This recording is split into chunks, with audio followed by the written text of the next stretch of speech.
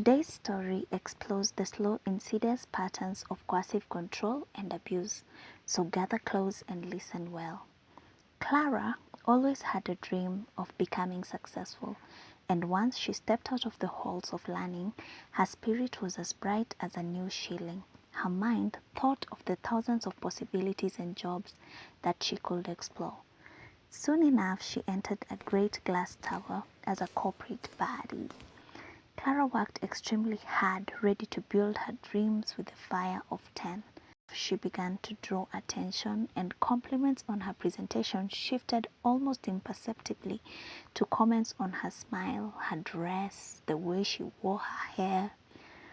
Being a naive girl, she filed it away as professional admiration. However, one particular admirer stood out. His name was Daniel Ocon.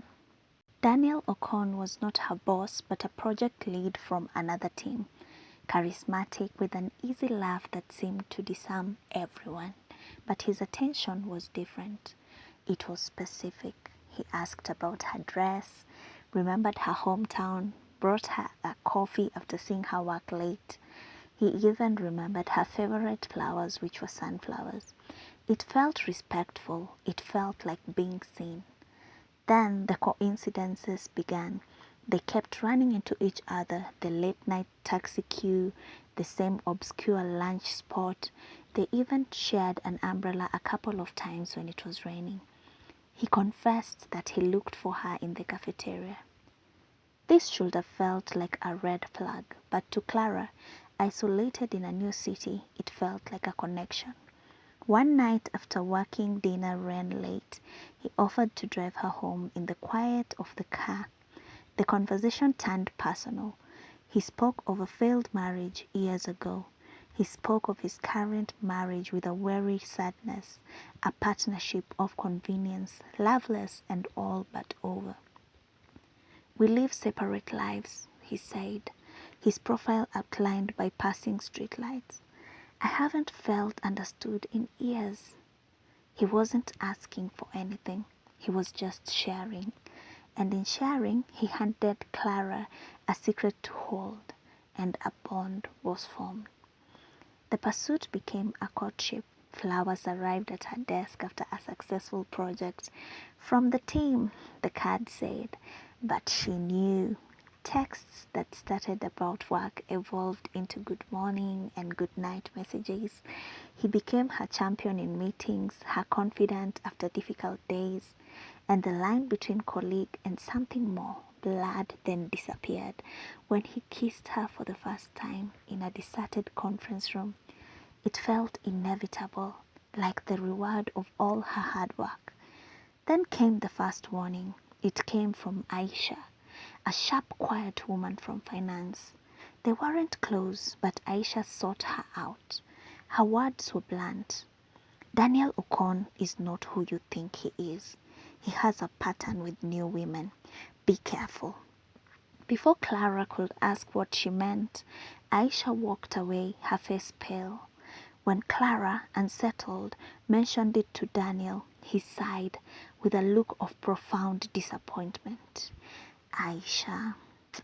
I tried to mentor her last year. She developed feelings. It became uncomfortable and I had to create some professional distance. I'm afraid she's never gotten over it. He looked genuinely pained. He was the victim, and Clara, flattered by his choice, believed him. She distanced herself from Aisha. The first thread of her external support was cut. The relationship solidified in the shadows, a world of late-night calls and a shared language of us against the world. He talked of a future with her once his situation was resolved. He made her feel chosen, special, powerful. She had no idea that in another part of the city, his wife, a woman named Kemi, from a family whose name opened doors and closed mouths, had just received the first anonymous photograph. The atmosphere at work changed. Whispers followed Clara. She was taken off a key project with a vague explanation. Daniel explained it away as office politics. Jealousy over success, he told her, to keep her head down. Their secret was more important than ever. Then the confrontation. Kemi Okon did not come to the office to scream.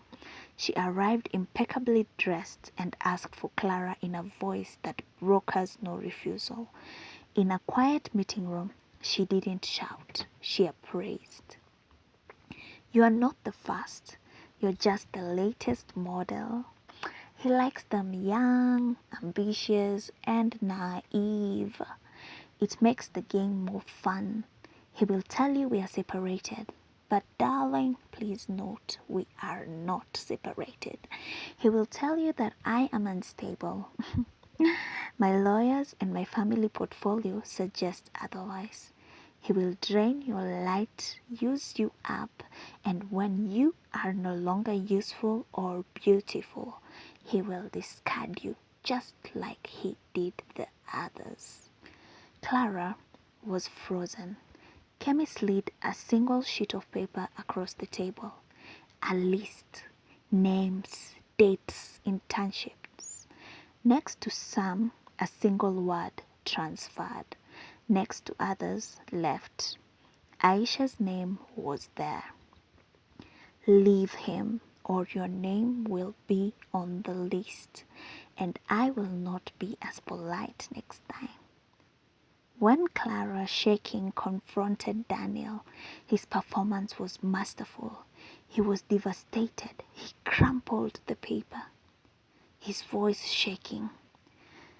She's been compiling this for years. She's obsessed with controlling me. These women, some I barely knew. She keeps fabricating these stories to keep me trapped. Do you see now? Do you see what I live with? What we are up against? He held her and she cried. He framed the wife's cold, factual warning as the ravings of a jealous, possessive woman. The evidence became proof of his persecution.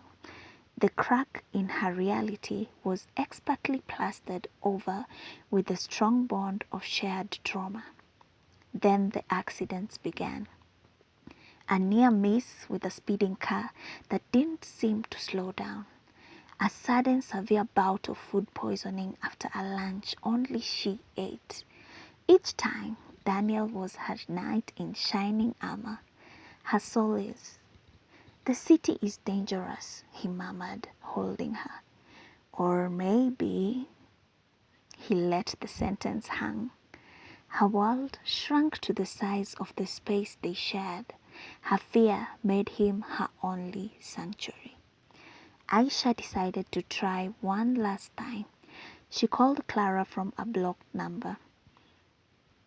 It's not just him, Clara. It's her, his wife, her family. They can do things, make things happen. The accidents. You have to get away from both of them. I left the city because of it. Just disappear. But Clara was too deep in the fog. The warning sounded like panic, not reason. She blocked the number. The final lifeline was severed. After a bad accident, a fall that left her with a broken wrist, Clara broke. In a fog of pain, she told Daniel, "It's over." And for weeks, there was silence. And in that silence, the full force of the withdrawal hit her. The isolation was absolute. She missed him like a drug. He called on a rainy evening. He didn't plead. His voice was just shattered. "I understand," he said. "I just need to hear your voice one more time." And he hung up. It was the perfect move because she called him back, and soon enough they reunited with a desperate intensity. He promised change, a plan. He was looking at apartments, he said. The future was back on the table. It was during this time she missed her period. When the test showed positive, she was terrified. He was, for the first time, speechless. Then he cried with what looked like joy. This is it. This is the sign. This is what will finally force me to end it with her. A new life. Our life. He became obsessively protective. He insisted on doctor's appointments, on vitamins, on moving to a safer building he arranged. He was managing everything, and she felt cared for. But at some other point, she felt trapped. The pregnancy was difficult from the start. Unexplained pain, worrying test results. Her new doctor was concerned but vague. The transfers to a new company came through, but she was too ill to start working. She was bedridden, isolated, and completely dependent on him. And then the labor. It was not a natural process, it was a siege.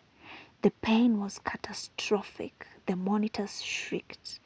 Through the blur, she saw nurses exchange grim looks. She heard a doctor say, "This is consistent with before he was hatched." In a moment of lucid primal terror, she understood. This was not a medical emergency. This was an execution. The final brutal move in a game she never knew she was playing. Clara survived. Her son survived. The official report cited complications. The unofficial truth, however, lived in the quiet help of the night shift nurse who helped her fill out the paperwork to have the baby's surname listed as her own. Mwangi, not Okon. Daniel vanished from the hospital after the first day. His number was disconnected a week later. Aisha finally got through, and this time Clara listened. With her help, Clara and her son disappeared into a network of people who knew how to make women vanish from the gaze of powerful men. Kemi Okon never contacted her again. Some battles are won by simply removing the prize from the battlefield. Clara's story is not a love story. It is a story of survival, a manual written in scars, and it shows how love can be mimicked, how trust can be weaponized. The pursuit is over. Her life, her real one, has finally begun. If you'd like to hear such stories from me, please remember to like, subscribe, and leave a comment. Have a great day.